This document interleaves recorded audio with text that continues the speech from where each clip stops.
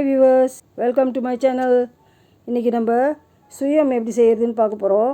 வரும் நாள்லலாம் பண்டிகை நாள், எல்லா பண்டிகைக்கும் இந்த சுயம் நம்ம செய்வோம். அதனால் இதை எப்படி செய்யலான்னு பார்க்கலாம் வாங்க. இதுக்கு தேவையான பொருட்கள் எல்லாம் பார்த்துடலாம். திருவுண வெல்லம் 350 கிராம் வச்சுருக்கேன். நீங்கள் நாட்டு சக்கரை கூட யூஸ் பண்ணிக்கலாம். 1/2 கிலோ கடலைப்பருப்பு, 300 கிராம் மைதா, ஒரு அரை மூடி தேங்காவை துருவி வச்சுருக்கேன், 1/4 டீஸ்பூன் உப்பு, ஒரு 5 ஏலக்காவை தோலை உரிச்சிட்டு தட்டி வச்சுருக்கேன். ஒரு கப்பில் 100 கிராம் மைதா மாவு தனியாக எடுத்து வச்சுக்கோங்க. பொரிக்கிறதுக்கு எண்ணெயும் வச்சுருக்கேன். முதல்ல நம்ம கடலைப்பருப்பை நல்லா கழுவிட்டு அது முங்குற அளவுக்கு தண்ணி வச்சு அதை இப்போ நம்ம குக்கரில் ஒரு 3 விசில் வச்சிடலாம். பாருங்கள், இப்போது குக்கரில் 3 விசில் வச்சேன் நான். கடலைப்பருப்பு நல்லா வெந்திருக்கு. இதுக்கு அடியில் தண்ணி இருக்கும், அந்த தண்ணியை நீங்கள் வடிச்சிடுங்க. அதுக்கப்புறம் இதை ஒரு தட்டில் நல்லா பரப்பி வச்சு ஆற வச்சிடணும். இதுக்கப்புறம் நம்ம மைதா மாவு பேஸ்ட்டை ரெடி பண்ணிக்கலாம். இதில் தான் நம்ம இந்த உருண்டையை முக்கி பொரிக்க போகிறோம். ஸோ இதை கட்டி முட்டி எதுவும் இல்லாமல் நல்லா இது போல் ரெடி பண்ணி வச்சுக்கோங்க. தேவையான அளவு தண்ணி ஊற்றிக்கோங்க. ரொம்ப தண்ணியாகவும் இருக்கக்கூடாது, ரொம்ப திக்காகவும் இருக்கக்கூடாது. தோசை மாவு பதத்துக்கு இதை கரைச்சி வச்சுக்கலாம். உருண்டையை நம்ம அதில் விட்டோம்னா அதிலேருந்து மாவு ஒட்டிக்கிட்டு வரணும். இதுக்கு தேவையான அளவு உப்பு போட்டுக்கலாம்.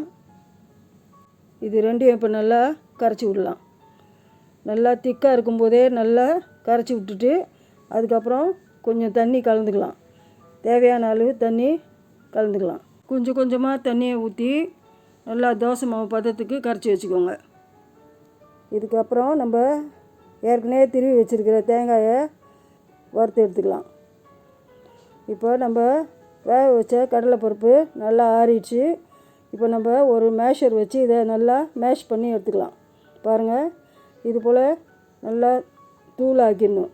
இது கூட வறுத்த தேங்காயையும் கலந்துக்கலாம். உங்களுக்கு இந்த மேஷரில் வச்சு செய்கிறது கஷ்டமாக இருந்தால் மிக்சியில் போட்டு ஒரு 2 அடி அடிச்சிங்கன்னா இந்த பதம் வந்துடும். இப்போ இதில் ஏலக்காய், வெல்லம் எல்லாமே இதில் சேர்த்துக்கலாம். இப்போ இதை எல்லாத்தையும் நல்லா கலந்து விட்டுக்கிட்டு இதை இப்போ நல்லா நம்ம அழுத்தி பிசையணும். நம்ம அழுத்தி பிசையும் போது இந்த வெல்லம் நல்லா இலகி வரும். அதுக்கப்புறம் இதை இது போல் நல்லா உருட்டி இப்போது தனியாக நம்ம வச்சுருக்கிற இந்த 100 கிராம் மைதா மாவில் இந்த உருண்டைங்களெல்லாம் இது போல் உருட்டி எடுத்து வச்சுக்கணும். இதே போல் எல்லா பருப்பையும் உருட்டி இது போல் மாவில் உருட்டி ஒரு தட்டில் எல்லாத்தையும் ரெடி பண்ணி வச்சுக்கோங்க. கடாயில் எண்ணெய் நல்லா சூடாகிடுச்சு. இப்போது ஒரு உருண்டையாக எடுத்து மாவில் முக்கி நம்ம இப்போ பொரிக்க ஆரம்பிச்சிடலாம். நம்ம அந்த உருண்டையை எண்ணெயில் போடும்போது நம்ம கையில் இருக்கிற மாவை அதில் அப்படியே ஊற்றி விடணும். அப்போது அது நல்லா பார்க்குறதுக்கு நல்லா ஸ்பாஞ்சியாக இருக்கும். பாருங்கள், இப்போ சுயம் ரெடி ஆகிட்டுருக்கு. இப்போ எல்லா சுயத்தையும் ஒரு வாட்டி பரட்டி போட்டுட்டு இதை ரொம்ப நேரம் வேக வைக்கணும்னு அவசியம் இல்லை. இது போல் வெள்ளையாக இருக்கும்போதே எடுத்துடலாம். இந்த சுயத்தை நம்ம தீபாவளி, நோன்பு இது போல் நேரங்களில் அவசியமாக இதை நம்மளாம் செய்வோம். இது நல்லா சுவையாக இருக்கும். ட்ரை பண்ணி பார்த்துட்டு எனக்கு கமெண்ட்டில் சொல்லுங்கள். Okay, see you on my next video. Bye bye.